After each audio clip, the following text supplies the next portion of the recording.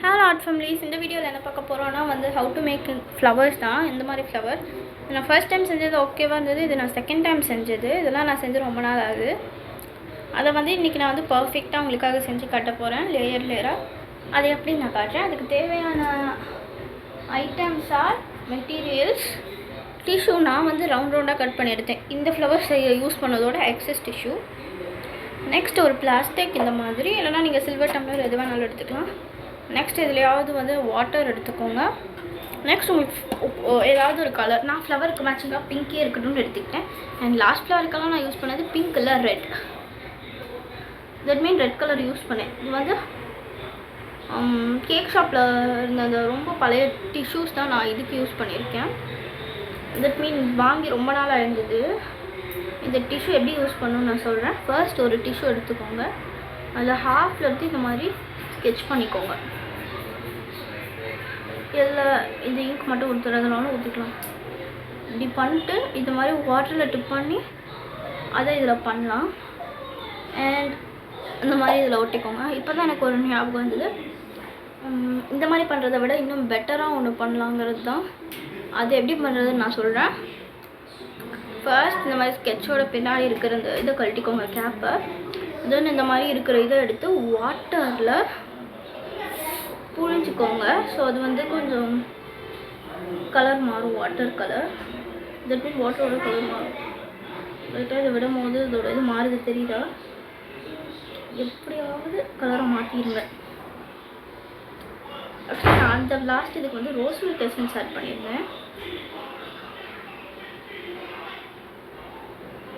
இந்த மாதிரி இதை வாட்டரில் வச்சிங்கன்னா பிங்க் ஒயிட் ஆகிடும், எல்லா கலருமே. அண்ட் அதுக்கப்புறம் நீங்கள் அதை புழிச்சிங்கன்னா கொஞ்சம் வெளில வரும் அந்த கலர். இல்லைனா அப்படியே வச்சா புழியலாம்.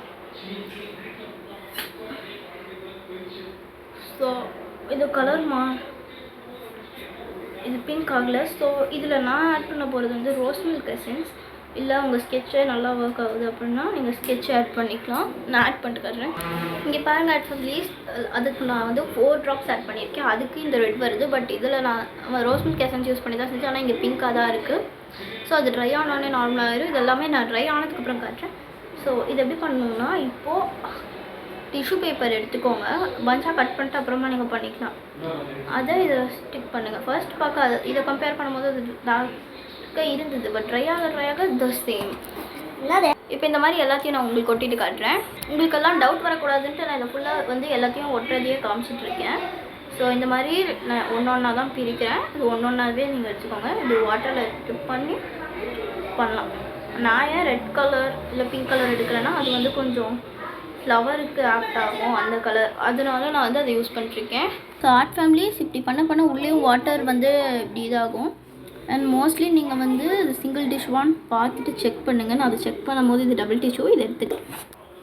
மோஸ்ட்லி இதில் என்ன பண்ணணுன்னா, இப்படி வாட்டரில் டிப் பண்ணி எந்த சைடு அதிக வாட்டர் இருக்கோ அது இன்னர் சைடில் உள்பக்கம் வர மாதிரி பண்ணிக்கோங்க. அப்போ அது பர்ஃபெக்டாக இருக்கும். அண்ட் இதை ஒட்டும் போது ஆர்டர் வைஸ் ஒட்டிட்டு வரணும். அது என்ன ஆர்டர், இதுக்கு ஏதாவது நம்பர் ஆர்டர் இருக்கானா? அப்படி கிடையாது. இங்கே ஸ்டார்ட் பண்ணுறா 2 3 4 5 அப்படியே ஒட்டிட்டு வாங்க. கவுண்ட் மேட்டர் கிடையாது. அண்ட் இது நான் ஆல்ரெடி செஞ்சுருக்கேன். இப்போ செய்யும் போது ரோஸ் மில்க் எசன்ஸ் ஸ்மெல் பயங்கரமாகவே வரும். அதெல்லாம் ஒன்றும் இல்லை. இது நீங்கள் உள்பக்கம் அழுத்தி விட்டுட்டே இருக்காதீங்க. அண்ட் இதுவுமே அழுத்தாதீங்க. ஏன்னா இது ப்ரெஸ் பண்ணும்போது இதோட பெட்டல்ஸ் வேணால் அப்புறம் இந்த மாதிரி ஃப்ளஃபியாக இல்லாமல் லேயர் தெரியாமல் தான் ஆயிரும். ஃபஸ்ட் டைம் நான் செஞ்சது லேயர் தெரியாமல் தான் இருந்தது. ஸோ இப்போ ட்ரை ஆனதுக்கப்புறமா ஓரளவு அது பிங்காக தான் இருக்கும். அண்ட் இந்த சரவணாஸ் அப்படின்னு எழுதியிருக்கு. அதெல்லாம் தெரியுமா அப்படின்னு நீங்கள் கேட்டிங்கன்னா தெரியாது, ட்ரை ஆன ஒன்று. இது எல்லாத்தையும் நானும் என் தங்கச்சி சேர்ந்து ஒட்டி முடிச்சுட்டு காட்டுறோம். ஆக்சுவலி ஆர்ட் ஃபேமிலிஸ் இந்த இது பாதியிலே டிஷ்யூ தீர்ந்துருச்சு. ஸோ இதை ரிமூவ் பண்ணிட்டு இதுக்கு மிடில் இதை நான் ஃபிட் பண்ண போகிறேன். அண்ட் இது இப்படி பண்ண உடனேவே அந்த இதெல்லாத்தையும் நீங்கள் புழிஞ்சு விட்டுருலாம். இப்போ ஓவர் வாட்டர் இருக்காது. எக்ஸ்டீரியரில் மட்டும் நான் லைட்டாக இப்படி புழிஞ்சிட்டேன். இன்டீரியரில் நீங்கள் புழியவே கூடாது, அப்புறம் அது லேயர்ஸ் தெரியாது. எக்ஸ்டீரியரில் மட்டும் இப்படி புழிச்சு இது பண்ணிட்டு போதும்னு நான் ஸ்டாப் பண்ணிட்டேன். இப்போ இதை அப்படியே பிடிச்சி நீங்கள் ரிமூவ் பண்ணும்போது வரும். இதுக்கும் அதுக்கும் நடுவில் இருக்கிற கேப் தான் அந்த லேயர்ஸாக வரும். இது எடுக்க இப்போ ஈஸியாக இல்லை, ஏன்னா கொஞ்சம் அது ட்ரை ஆகணும். இருந்தாலுமே நான் உங்களுக்கு காட்டணுன்ட்டு பண்ணிட்டுருக்கேன். இப்போ நான் லேஸாக எடுத்துட்டேன். இப்போ இதுக்கு நடுவில் நான் அந்த ஃப்ளவரை வச்சு எண்ட் பண்ணிட்டேன். ஏன்னா இதில் எனக்கு இவ்வளோ தான் கிடச்சிருக்கு. அப்படி உங்களுக்கு இந்த மாதிரி டிரான்ஸ்பரண்ட் பாக்ஸாக இருந்ததுன்னா அப்படியே நீங்கள் இந்த வழியாக பார்த்தீங்கன்னா அந்த ஃப்ளவர் தெரியும். இப்போ நான் பண்ண உடனே இது கொஞ்சம் இப்படி ரிமூவ் ஆகிடுச்சு. ஸோ இருங்க, இதை என்ன பண்ணலான்னா அதே மாதிரி பாக்ஸ் பண்ணிட்டு இதை ஃபுல்லாக ட்ரை ஆக விட்டுருலாம். டைம் வேஸ்ட் ஆகுது. அவ்வளோதாங்க. இப்போ இது ட்ரை ஆனதுக்கப்புறமா நான் இது இன்னொரு இதோட கண்டினியூஷனாக நான் காட்டுறேன், இல்லைனா இதோட பார்ட் 2 நான் காட்டுறேன். டாட்டா பாய் ஆர்ட் ஃபேமிலிஸ்.